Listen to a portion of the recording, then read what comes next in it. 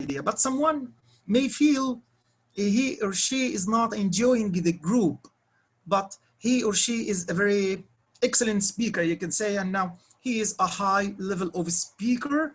Now you are achieving the balance. You can use him in the group as a speaker. This is the point I'd like to share or repeat, not to forget about the point Ms. Hiba says. So for growth challenge, for teaching, mentoring, to highlight talents or skills, as I said, you picked someone in the class who is all the time shy or afraid of participating. He is in the corner all the time, but still he has something good, which is he's a good speaker. You can encourage him to do that and share or indulge him, put him in the group. Okay. So cross-ability groups or peers, how can I do that? The same tactics or techniques, guys, for making the same ability groups. You can use the cards, different colors, flashcards. There is a note here. If you use different grouping strategies in one class, consider using the two-factor, which is matching pieces. Be careful to that.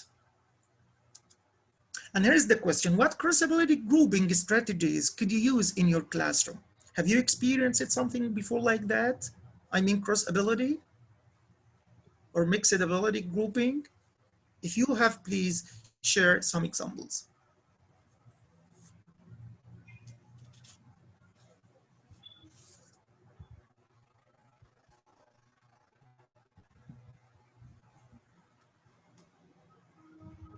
Yes, Mr. Said. Yes. Some students of high level or who got high marks in the exam are mixed with those who got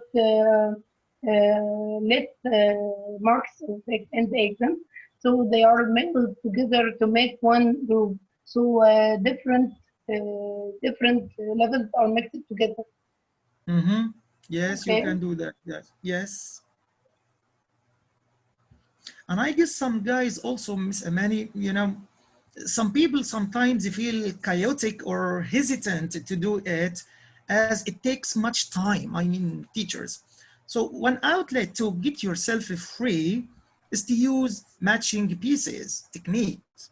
Then group them as all of hearts here, all of diamonds there. Then by that technique, you are matching them, or you can make them mixed ability. Now you are applying the technique very well. So that's terrific. Okay, now let's come to a very crucial point. Let's put these ideas into action. We talked a lot about the theoretical part. So how can we go through these techniques or groups strategies thoroughly and applicably? We have two scenarios, guys. Number one is a group presentation about Egyptian holidays. And my class profile here is arranged up to the age level, which is from 10 up to 12. And the target I'm gonna to measure is proficiency level. And the style or the strategy I use is a mixed ability. My objectives are to learn more about an Egyptian holiday. This is one objective, be careful. Number two, to create a presentation, slides or posters about the holiday, Champion Nassim, for example. To give a 20-minute oral presentation about the holiday with classmates. These are your objectives for the first scenario. Have you noticed that? Be sure or be ready for what's next. Okay. So again, the class is aged from 10 up to 12. If you wanted to note that, it will be a very good idea. The proficiency level, it's a mixed ability, and the objectives are as mentioned here. To learn more about an Egyptian holiday, to create a presentation, to give a 20-minute oral presentation about the holiday. Very nice.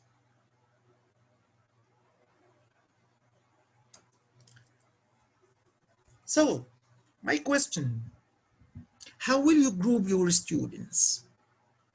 Are you going to group them randomly, or you are gonna to use planned grouping likability, or you will jump to the third part, which is planned grouping cross ability? Please share your rationale as well. Rationalism here is very important. I'm gonna to ask you, why should you use random grouping, and why you decided to use planned grouping likability? And for the other part, why did you decide to use cross ability? Please share your rationale.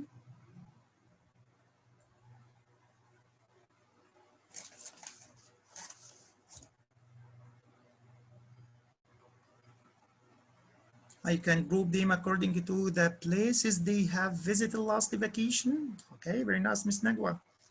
So Miss Suad, cross ability in order to let them learn from each other. Perfect, very awesome. Be careful, never to forget this answer, Miss Suad, and also Miss Nagwa.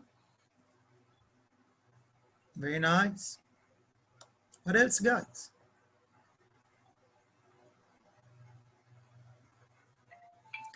Mr. Muhammad Abdul Sattar says, according to their learners' needs and styles. I love that. Very interesting. But why did you do that, Mr. Muhammad, if you please? Now you decided to group your students up to their needs and styles. What is the reason behind? Could you please identify or clarify that? You can unmute yourself, by the way. Yes, yes, Doctor. I think it's different from one class to another, or from one stage to another. Yep. Each strategy may be suitable to some groups, but it's not suitable for others. So I can use it according to their needs and to the learner styles. Yes. Absolutely right. Thank you, Mr. Muhammad, for that. Thank you. Very interesting. Yes. Okay. Yes, Mr. Yes. I did something last year. I asked pupils to divide, to be in groups. Each group has the students of the same family, or who are relatives. Wow. And asked them, where did you go in Eid al-Fitr? They wrote essays or short essays about it. Really, they did? Yes. Yeah, very, very nice. Awesome. I love that very much. That's there very were nice. a lot of mistakes in writing, but sure there will be. Sure there will be. Yes. Yeah, if I'm gonna to recommend you in that point, celebrate the mistakes. You know what I mean, my dear? Celebrate their mistakes. Most teachers these days are focusing or mistake finders. They are trying to stop each time to correcting or recorrecting the spelling mistakes and the syntax mistakes. No, you use the S or ES here, or no, it was never in to do grammar. that. In grammar. Yeah, even if it was in grammar, accept their answers. Try to celebrate their mistakes in the way you see this is right. And this is awesome, by the way. Very nice, very nice. Thank you very much. I was very happy because they wrote a lot of paper. Yes, yes. A good teacher you are, actually. Yes. Okay. So, many and bunches of great important points you have to think about or consider in that scenario. Number one, can tasks to complete the activity be divided in a way that everyone can participate at his or her current level? This is a very important point to put in your mind. Number two, what will the outcome of the activity look like with intentional grouping? It's not a matter of grouping my students in a stretch of it like that. No, there is agenda, there are objectives, there are outlets you can follow, there are strategies need to be achieved. So everything is planned from the very beginning. You have to put in your mind, what will the outcome be if I grouped my students intentionally. Be careful to these 2 points, guys. I'm sure all of you or most of you or the majority even can say or ask, okay, teacher, what is the best way you decided to follow in that scenario you showed us? See that? I decided intentional mixed ability groups for many reasons. Number one, I can assign different tasks to different students in the group based on their level and ability. Sure. And number two, the presentations will vary a lot if I group them alike ability groups. Fairness is very important here, guys. Or even you ask yourself, how can you score or de-score this boy, giving him 10 out of 10? Then this guy should have 9 out of 10. Otherwise, you do that. So fairness. What did you decide?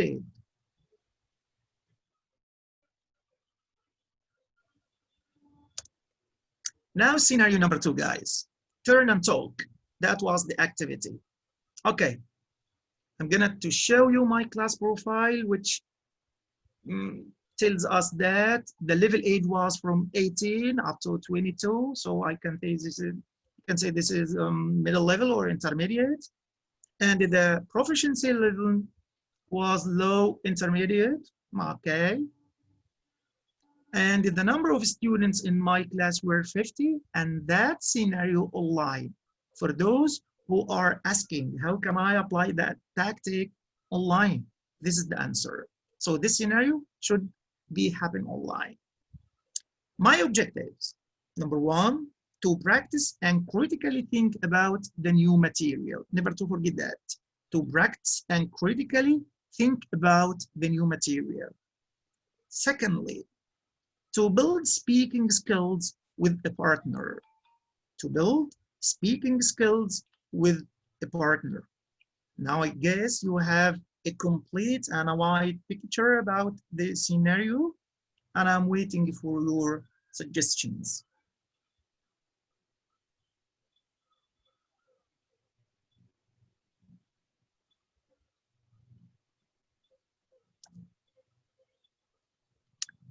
How do you want the students divided?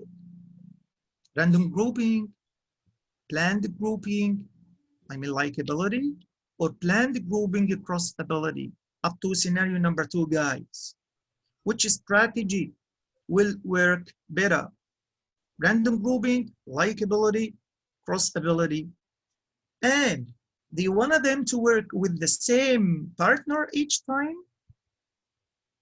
Please share your rationale as well.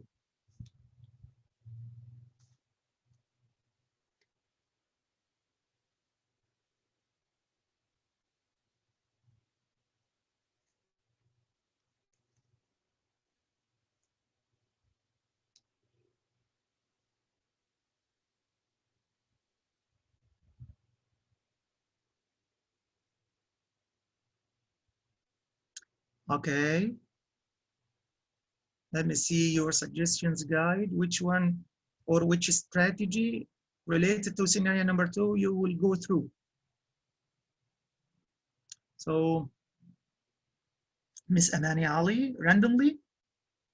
Okay. Miss Nagwa Mustafa, I can group them randomly as it is a free practice focus on fluency more than accuracy. That's terrific, which is very important. Okay, guys. Still some points to be in mind there. You have to think critically and consider these 3 points. Classroom management during the breakout rooms time. Be careful to that if you are teaching online. Be careful to the time taken for the breakout room. And the amount of time needed to rearrange groups. Then finally, students report. I want to make sure also how things would be if they had the same partner for another 15 minutes. That's what I mean by students report. Okay, they will be familiar to each other and they can interact easily with each other. Mm-hmm. Okay.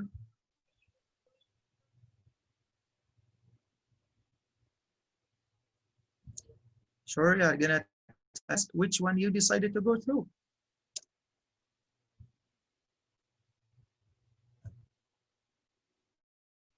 I decided random groups, meeting with each partner each time.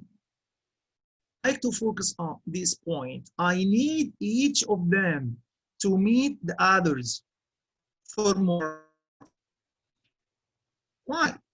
It takes more class time to arrange the groups. Students can build a rapport with one person throughout the class instead of meeting a new person each time, which is very important. Changing the partners all the time may lose them the focus or attract their attentions into unknown area. I can join groups that I think will need my help. Yes, in that case, I am, as a teacher inside the class, I'm a clown. I can jump from here to there. I can leave this station and went to another one smoothly and quickly. I can join groups that I think will need my help or management. What did you decide? The final question. Does it still seem complicated to group students intentionally? Do you think this is still complicated, guys? So let us have ideas for forming groups. I personally used to do that. This is one tactic or a strategy I can use to group by students intentionally. In my own notebook, I can divide my students cross-ability groups or like-ability groups. How can I do that? Simply, you're gonna to divide the notebook like that. 1, 2, 3, 4 columns. Then also you can have rows, row A, row B, row C, and so on and so on. Imagine that the activity was for speaking, and now I need to group my students. What shall I do? Simply, you can write the names of your students, sticky notes like that. Then anticipate the students at the back of the class, or imagine that you are trying to see who is there. Then you notice that Mariel in the last desk is a high thinker girl, for example, or a high thinker boy. So put them number 1. Okay, who is in front of Mariel, which comes next? So Edgar, yes, he will be Edgar. Okay, who is the third part, which is lower in the ability of thinking? It will be Muhammad, for example. Now, what did you do up to now? Now you grouped the students according to their mind or anticipation or mindset or critical thinking, which is cross ability groups. Okay, in other time or in the second round, those who are sitting in the middle, okay, the last one in the row or the last one next to the wall is Raul, for example. In this row, Raul is the best. Then comes Sorim, for example. Then comes the Summer. Okay, the third row. The first comes here. Then Claudia. Then Ruwaida. Then blah blah blah. In doing so, you classified your students starting from the best, coming to the least. This is a cross ability, if it was cross. Also, you can shift or change the way to make them grouped by like ability. If you used Mariel, number 1, then Raul, number 2, then Yer, number 3, then Musa, number 4. What's that? This is like ability groups because they are in the same rank of thinking. All of them are the best. I think this is one tactic that may work well.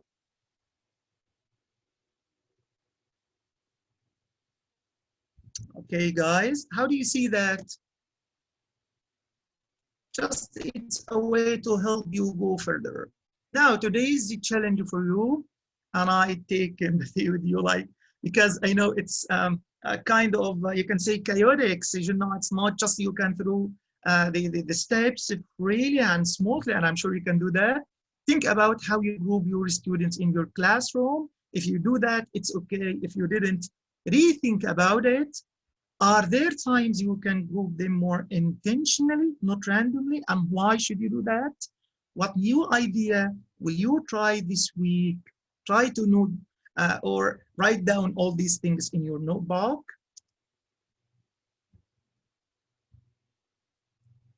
This is our final or landing point. That's, I mean, our destination. Thank you very much for that. That's all I have for you today. And I hope that I give you all I have, because the Zakat al-Ilm Nashra, as we said before. Thank you very much, guys. Thank you for all of you. Thanks, Mr. Syed, and very informative session. We enjoyed it very much. Thanks for everything. Any question, guys? You can write your questions or unmute yourself and ask. Yes, please, guys. Thank you, Mr. Ahmed. You're welcome. Thank you very much. Thank you, dear. Thank you, Ms. Suad. It's you. Thank you very much.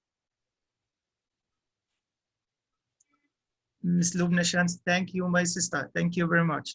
Thanks for attending.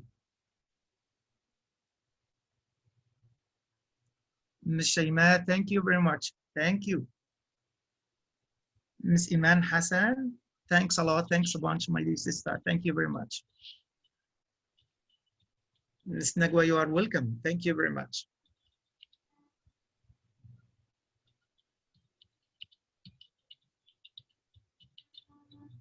Ms. Ibad Daim, thank you very much. Thank you. Ms. Amani Ali, thank you, Ms. Amani. It's a kind of you. Thank you very much. Many, many thanks for you, Mr. Syed. See you next time with our brilliant presenter, Dr. Hiba Abdaim, inshallah, in a new session on Monday, 6:30 p.m. Inshallah. You are welcome, everybody. Come and share with us. Thank you, everybody, and thank you. Assalamu alaikum. Thank you. Alaikum assalam wa rahmatullahi wa barakatuh.